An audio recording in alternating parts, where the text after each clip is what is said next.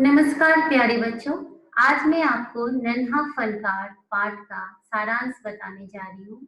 मतलब नन्हा फनकार पाठ संक्षेप में सुनाने जा रही हूँ। तो स्वागत है आप सबका कविता की पाठशाला में।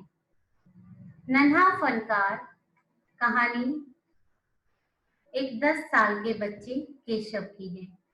आप 5वीं कक्षा में पढ़ते हैं तो आपकी भी उम्र 10 या 11 साल की होगी। तो नन्हा फनकार जो कहानी है ये भी आप ही के जैसे आप ही के इतने बड़े बच्चे केशव की है। केशव के माता पिता बहुत साल पहले गुजरात से आगरा आकर बस गए थे। बादशाह अकबर तब आगरे का किला बना रहे थे। ये आगरे का किला है। केशव के पिता को वहीं पत्थर तराशने का काम मिल गया।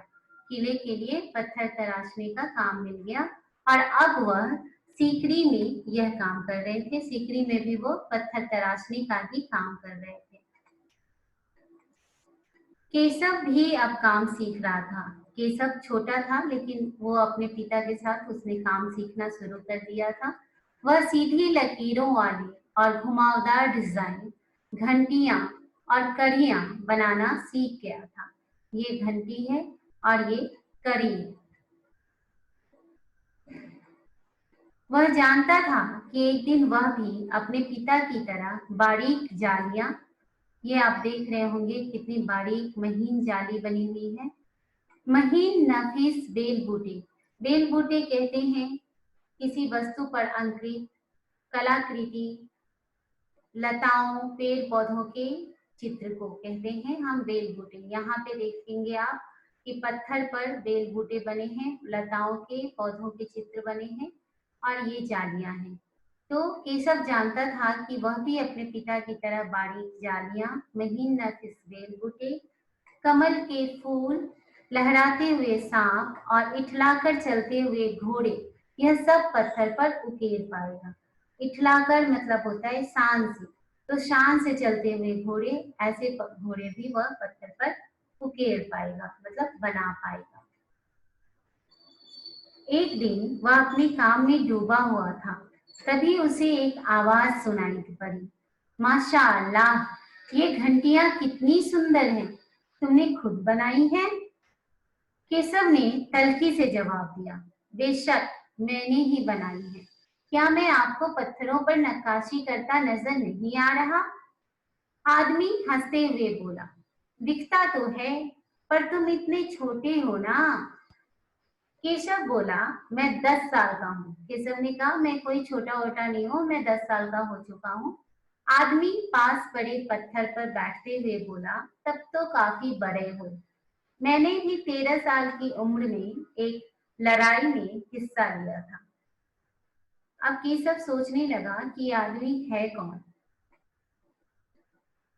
लगता है कोई बड़ा आदमी है। केशव ने उस आदमी के गले में पड़ी हुई बड़े बड़े मोतियों की माला और उंगलियों की अंगूठियों को देखते हुए सोचा।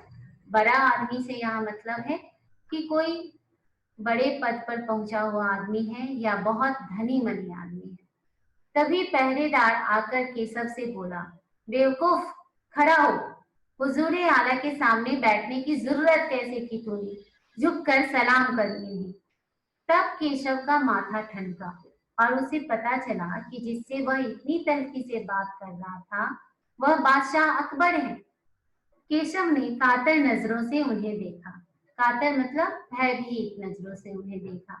उसे लगा कि मैं बादशाह के साथ इतनी तल्खी से, इतनी गुस्से से बात कर रहा था, पता नहीं बादशाह मेरे साथ क्या करेंगे। पर बादशाह ने उससे प्यार से पूछा, केशव, क्या तुम मुझे नक्काशी करना सिखाओगे? केशव अपने पिता के पास से छेनी हथौड़ी लाकर बादशाह को एक आसान सा नमूना बनाकर सिखाने लगा। वह भूल गया कि उसकी बगल में बैठा व्यक्ति हिंदुस्तान का बादशाह है। बादशाह से जरा सी भी चूक होने पर वह फौरन उसकी त्योरियां चढ़ जाती। त्योरियां चढ़ना मतलब गुस्सा हो जाता। वो तुरंत अपना गुस्सा दिखा देता कि आप गलत कर रहे हैं। बादशाह ने गौर किया कि केशव पत्थर पर बने नमूनों में अपनी तरफ से भी कुछ जोड़ रहा है। जिससे डिजाइन और ज्यादा खूबसूरत लग रहे हैं।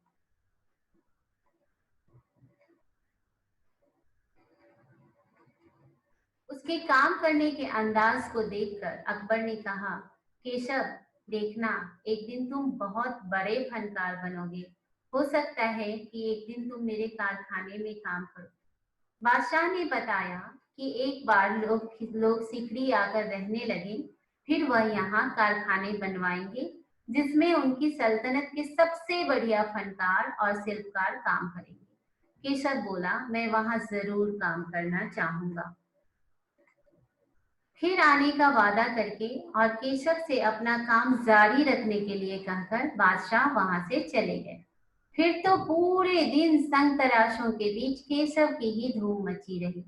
रात को केशव ने अपने पिता को बताया, बादशाह सलामत ने कहा है कि एक दिन मैं बहुत बड़ा कलाकार बनूंगा। केशव ने अपने पिता से पूछा कि बादशाह के पास आगरा में एक से बढ़कर एक खूबसूरत महल है, फिर वे सीकरी में शहर क्यों बनवा रहे हैं? पिता ने बताया, जब बादशाह के पास कोई संतान नहीं थी, वे हर वक्त परेशान रहते थे। भटकते भटकते वे ख्वाजा सलीम चिश्ती के पास सीकरी आए। उन्होंने उनको बताया कि उनके एक नहीं तीन तीन संतानें होंगी।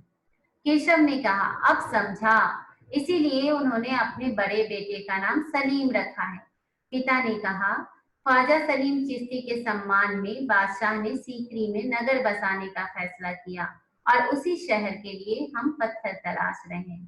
केशव ने कहा, और पिता ने देखा उनका लाडला बेटा सो गया है। धन्यवाद। फिर मिलेंगे अगले वीडियो में कुछ नया सीखने के लिए, कुछ नया पढ़ने के लिए। तब तक के लिए आप सबको बहुत बहुत धन्यवाद।